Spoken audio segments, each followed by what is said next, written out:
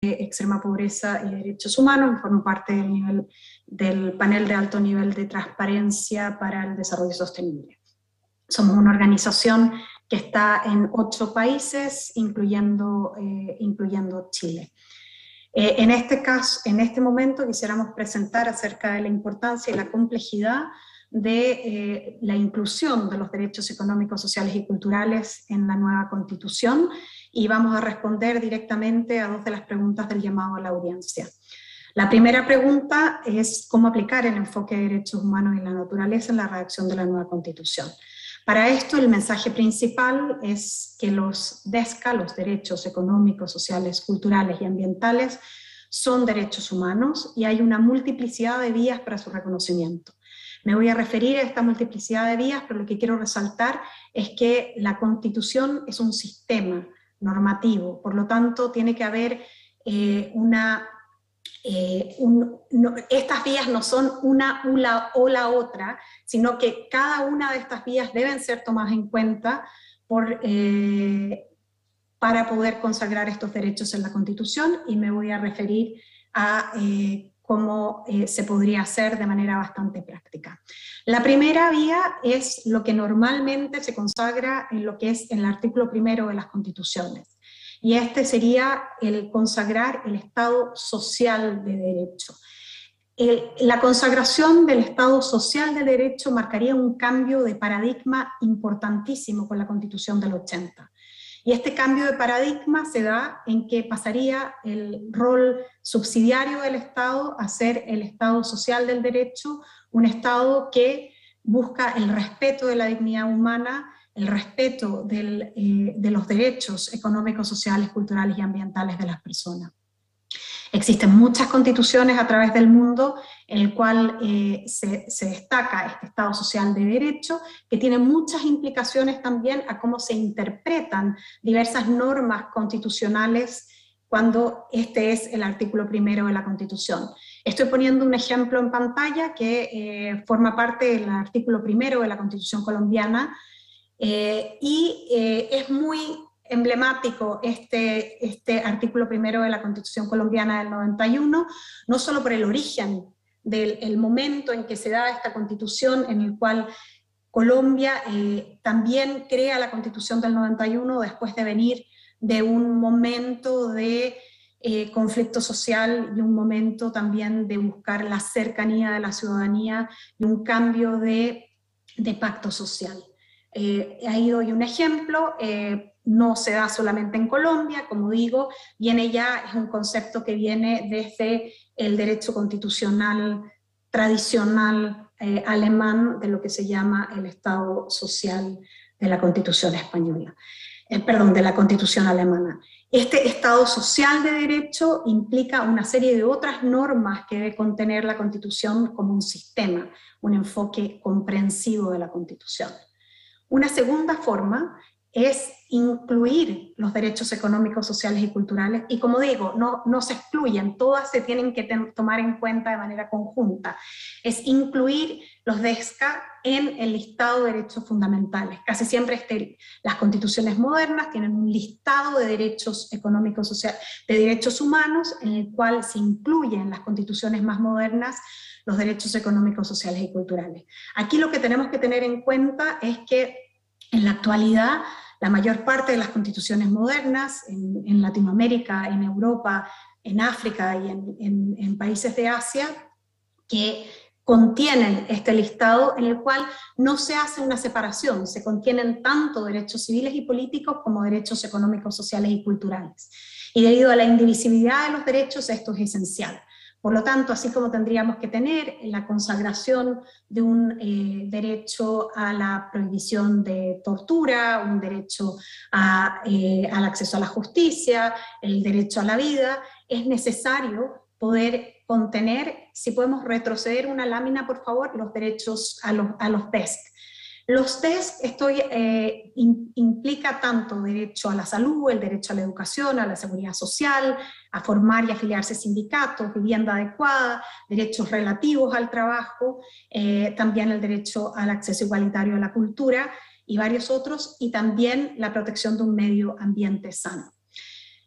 Esto, lo que quisiera también resaltar en este caso es que aquí lo hemos puesto como grupos, pero no son grupos separados de derechos. La indivisibilidad de los derechos hace imposible poder disfrutar de un derecho si es que no se tienen las garantías mínimas de una vida digna. Y esas garantías mínimas de una vida digna están dadas a través del ejercicio de los derechos económicos, sociales y culturales.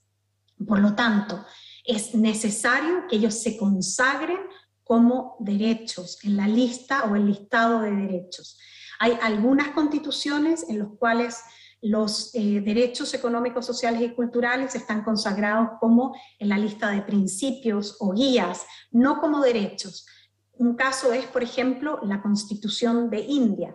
Sin embargo, la Corte Suprema de India ha dejado muy claro en su jurisprudencia a través de años que no son guías, sino que más bien se trata de principios y derechos fundamentales como tal, y les ha dado la categoría similar a los derechos civiles y políticos. Y es este enfoque moderno, de constituciones modernas, lo que esperamos que tenga la nueva Constitución. Si podemos pasar a la siguiente lámina. La tercera forma en que estos derechos tienen que estar, digamos, sistematizados o protegidos es a través de la inclusión del principio de igualdad y no discriminación. Este principio de igualdad y no discriminación es un principio básico, es fundamental para nuestra sociedad, en el cual tenemos niveles históricos de desigualdad. Somos en la región más desigual del planeta, Latinoamérica, uno de los países con muy altos niveles de desigualdad.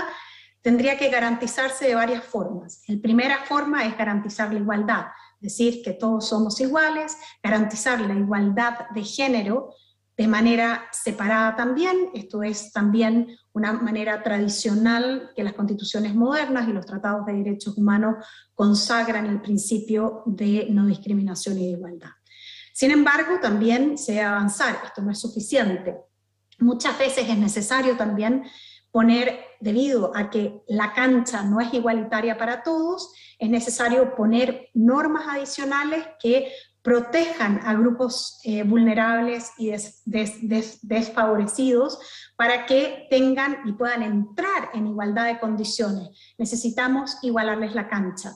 Y en este sentido, normalmente en constituciones modernas encontramos una protección especial para niñas, niñas y adolescentes, para las personas adultas mayores, las personas con discapacidad, para los pueblos indígenas y los grupos que sufren discriminación. Hay constituciones como la de Ecuador, por ejemplo, que de manera expresa señalan la prohibición de discriminación por orientación sexual, por ejemplo. Y esto está muy en línea con lo que explicaba Paulina, la persona que me precedía, respecto de qué implicancias tienen los grados, digamos, las desigualdades para el nivel económico o el acceso a la igualdad de oportunidades. Finalmente, todas estas normas son también expresión del Estado Social de Derecho. La otra forma que también se tiene que consagrar, y como digo, son acumulativas y no de elección, es la protección judicial de los derechos humanos. Esta protección judicial es un poco es necesaria. Si tenemos un listado de derechos humanos que contempla tanto derechos civiles y políticos como derechos económicos, sociales y culturales, es necesario que, para hacerlo real, para hacerlo efectivo, y que no quede solamente en papel, que exista una norma que proteja esos derechos, dándole a la persona el acceso a un tribunal en caso de que una acción o omisión estatal de la autoridad pública o en algunos casos también de los privados que ejercen situaciones de poder, puedan vulnerar estos derechos. Si no se consagra la protección judicial del listado de derechos, nuevamente estaríamos dando diversa prioridad y jerarquía a los derechos. Y como hemos dicho anteriormente, los derechos son indivisibles y tienen la misma jerarquía. Por lo tanto, una norma que consagre y que permita el equivalente, digamos, del recurso de protección actual de la Constitución del 80, no puede hacer diferencias respecto del ejercicio de los derechos. Todos los derechos fundamentales, de los derechos constitucionales, debe haber la posibilidad de una protección judicial. Hay un buen ejemplo que menciono, es la acción de tutela de la Constitución colombiana en el artículo 86, que implica que cualquier persona pueda presentar una acción judicial en el caso de que una acción o omisión le vulnere sus derechos. Si pasamos a la siguiente lámina, por favor. Ahora, uno de los grandes mitos, y creo que los convencionales se ven enfrentados a diario con este tema, es esta idea tan arraigada debido a que llevamos desde el año 80 que nos vienen machacando esta idea de que los derechos económicos, sociales y culturales no son realmente derechos y que por lo tanto no podemos establecer una revisión judicial, una exigibilidad judicial de los mismos. Bueno, esto es un mito. Este mito de que tienen una distinta naturaleza jurídica los derechos civiles y políticos y los derechos económicos, sociales y culturales. ¿En qué se basa? Se basa esta idea, por ejemplo, y lo que hay que dejar en claro es que esta idea es una decisión política, que se tradujo en muchas constituciones modernas a partir de la Segunda Guerra Mundial, simplemente por el hecho de que la Declaración Universal de Derechos Humanos contempla ambos tipos de derechos. Sin embargo, en el periodo de la Guerra Fría, en el cual se traduce la Declaración Universal en pactos vinculantes, en tratados de derechos humanos vinculantes, debido a la Guerra Fría se crean dos pactos en vez de uno, que como la Declaración Universal contenga todos los derechos. Pero esa fue una decisión basada en un tema político de la Guerra Fría que realmente se tradujo después, que se imitó en varias constituciones, pero esto no es cierto. Ahora, que unos derechos exigen, son inmediatos, como el derecho a la protección a la vida, y que el derecho a la salud no es inmediato, es uno de los temas. Lo que se entiende conceptualmente a la fecha es que los derechos, tanto civiles, económicos, sociales o políticos, no tienen una diferente naturaleza jurídica, tienen la misma naturaleza jurídica, imponen una pluralidad de obligaciones, todos, cada uno de los derechos. Esta pluralidad de obligaciones se traduce de una manera muy simple el día de hoy, de manera analítica, y se traducen en obligaciones de respetar, que es la obligación de abstenerse de ejecutar, y esta obligación está en la protección a la vida. El Estado debe abstenerse de ejecutar extrajudicialmente a alguien, pero también están los derechos económicos, sociales y culturales. El Estado tiene que abstenerse, una obligación negativa, de realizar un desalojo forzoso, que es la forma de proteger, una de las formas de proteger el derecho a la vivienda adecuada. Entonces, esta distinta naturaleza es un mito. No nos creamos la idea esta de que son derechos distintos. Tenemos en la actualidad ejemplos a nivel latinoamericano, a nivel global, muchísimos ejemplos, y también en Chile, de una protección judicial de los DES que muestra que esto es posible. Otro de los mitos es que si uno consagrara derechos económicos, sociales y culturales en la Constitución, estaríamos vulnerando el principio de separación de poderes, vulnerando el principio democrático, porque serían los jueces como entes no elegidos, estarían usurpando el rol del gobierno.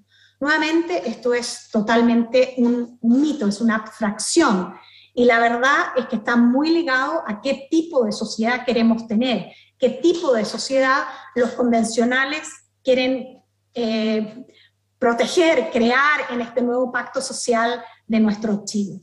¿Y a qué me refiero aquí? Podemos hablar de una sociedad democrática si los derechos mínimos a una vida digna no pueden ser exigidos por los ciudadanos. Creo que la respuesta sería que no es posible. La democracia requiere que las personas, todos los ciudadanos y las ciudadanas, puedan realmente tener una vida digna y puedan exigir esta vida digna. Magdalena, sí, necesito, si puedes cerrar un poquito porque estamos en el tiempo, por favor. Gracias. Perfecto. Termino con esta idea, voy a pasar muy rápido con las otras. Los jueces no crean política pública, deciden en el caso concreto. Ahora voy a pasar muy rápido con las próximas láminas, si me permiten. No voy a entrar al norma de la jerarquía constitucional, que es la lámina siguiente, lo acaban de tratar ustedes. Nosotros creemos que sí tienen que tener carácter constitucional los tratados internacionales. La siguiente, por favor, y voy a pasar ahora a decir cuáles son los conceptos básicos en materia de derechos económicos, sociales y culturales. Se consagran con un principio de progresividad, muchos de ellos tienen que el Estado crear las condiciones y los recursos disponibles para progresivamente ir implementándolos. La siguiente, por favor, es no regresividad. La idea es que una vez que hemos logrado un cierto mínimo, no dar un paso atrás, no tener políticas públicas que vulneren tales derechos, y eso queda consagrado en la Constitución. La siguiente, la necesidad de un enfoque de género, o sea, no podemos proteger los DESCA si no tenemos un enfoque de género. Las políticas públicas no son neutrales al género, afectan a las mujeres y a las niñas de manera distinta que a los varones y a los niños, y esto es necesario tenerlo en cuenta. La siguiente, la política fiscal. Obviamente, si vamos a consagrar derechos económicos, sociales y culturales en la Constitución, necesitamos que el gobierno cree el espacio fiscal. Hay muchas formas de crear el espacio fiscal, y esto es básicamente con impuestos progresivos, en el cual el que tiene más, paga más. Y esto significa también, sobre todo, que las multinacionales tienen que pagar más el impuesto al ingreso de las empresas, por ejemplo. La siguiente. Finalmente, y con esto cierro, y perdonen el ir corriendo, es muy difícil presentar temas tan complejos en un tiempo tan corto. El derecho constitucional está profundamente arraigado al contexto institucional, doctrinal, social y cultural de cada nación. Y creo que en este caso son realmente los convencionales quienes están llamados a determinar este contexto actual. Es un contexto en el que vemos desigualdad, pobreza, asimetrías de poder, exclusión, marginalidad y una cultura de total desconocimiento de los DESCA, tanto de los operadores jurídicos como de los ciudadanos. Hemos visto un poco una separación de esto, hemos visto, pero estos son derechos y tenemos que naturalizarlos como derechos. La salud, la educación, la vivienda adecuada, la seguridad social, y por lo tanto es un llamado a los convencionales a que ustedes son quienes van a poder poner las reglas del juego, y por lo tanto las reglas del juego necesariamente para cambiar el contexto actual implica poder consagrar los DESCA de manera directa en la Constitución, de las múltiples formas que hay que hacerlo. Una no basta, tiene que ser de manera comprensiva. Muchas gracias. Gracias, muchísimas gracias.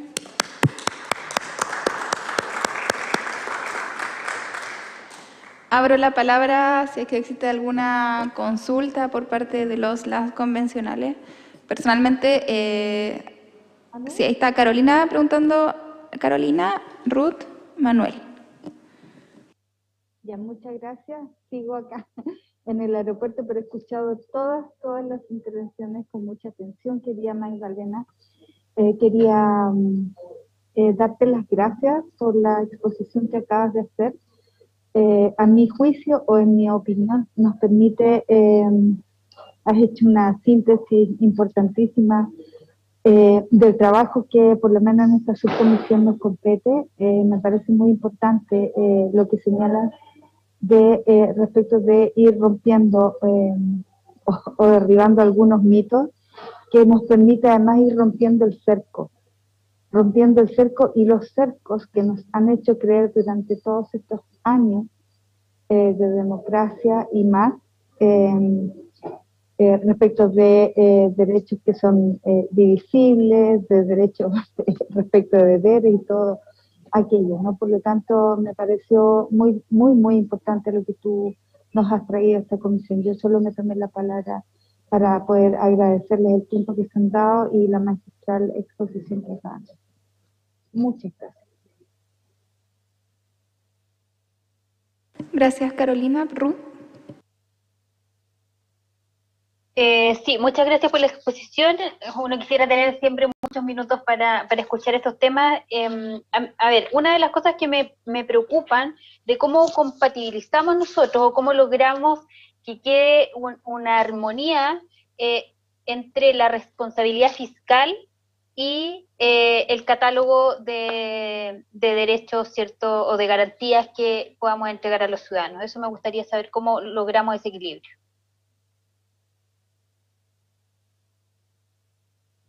¿Respondo ahora? Perfecto. Espérate, falta Manuel, que también pidió la palabra. Perdón. Sí, muchas gracias, Magdalena. Te saludo, agradezco tu presentación. Solo una pregunta específica.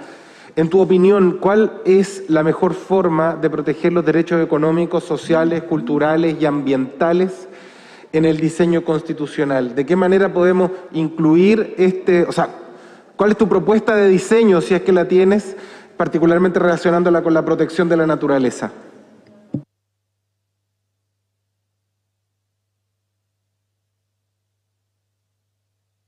Ahora sí, Magdalena. Perdón, muchas gracias. Voy a partir entonces con la segunda pregunta. La respuesta de diseño es que la protección tiene que ser integral. Por lo tanto, no va a bastar y no va a ser suficiente, por ejemplo, si se pusiera una sola cláusula que incluso puede ser muy bella y muy poética, que consagre el derecho al medio ambiente sano o consagre el derecho a la vivienda. En sí, esa cláusula es un paso importante, pero no suficiente. La Constitución tiene que ser entendida como este tramado de normas que se contienen unas a otras. Por lo tanto, la estructura que ofrecemos es un poco la que hemos venido presentando. Desde el artículo primero, tiene que haber un reconocimiento y un cambio de paradigma, salirnos del Estado subsidiario o el rol subsidiario del Estado a un Estado social de derecho. Luego, en lista de principios y derechos se consagran los derechos. Luego, una protección judicial de los mismos.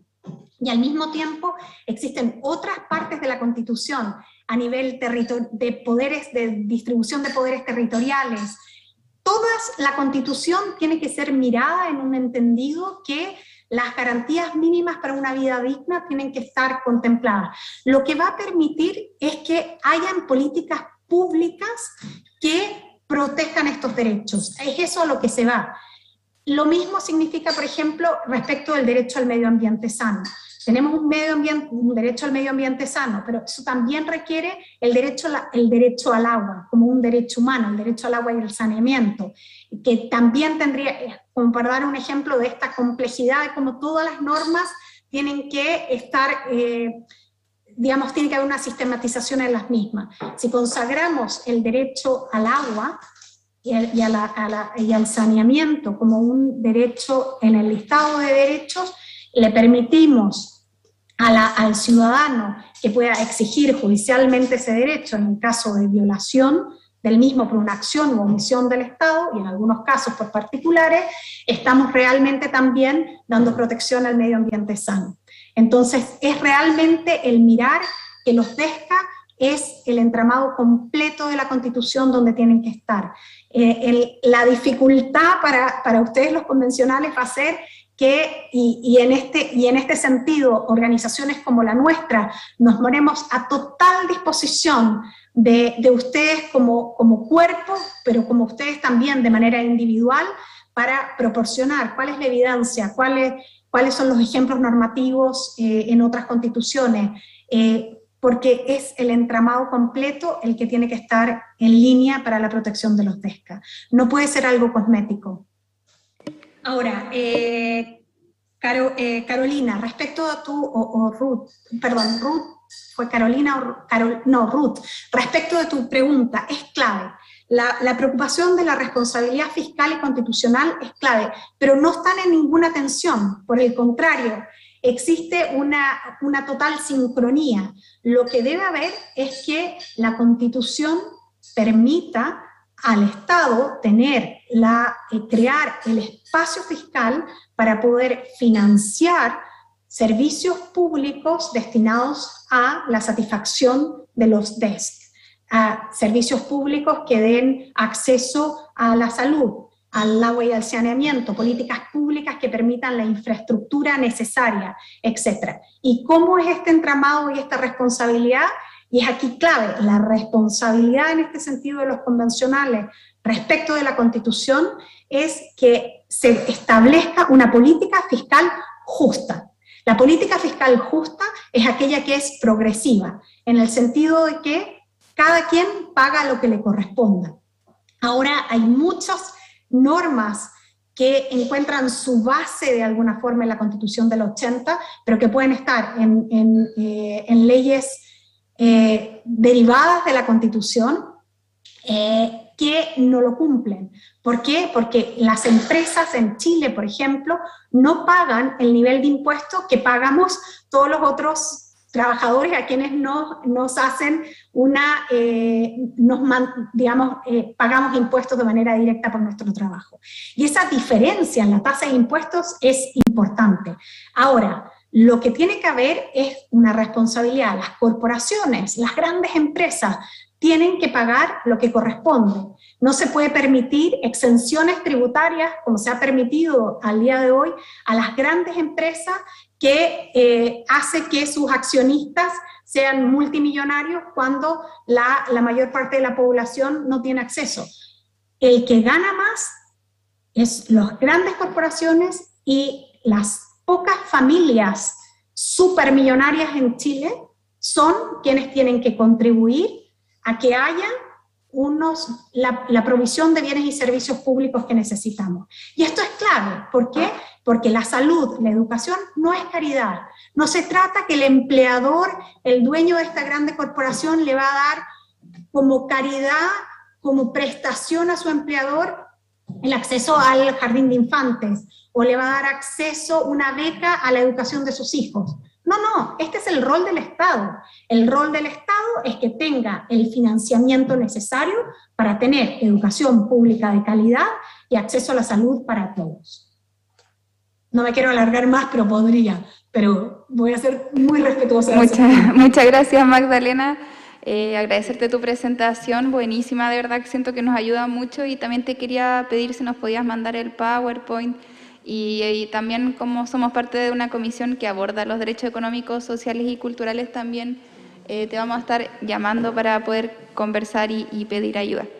Así que muchas gracias, y a continuación le vamos a dar la palabra a la ONG Transparenta.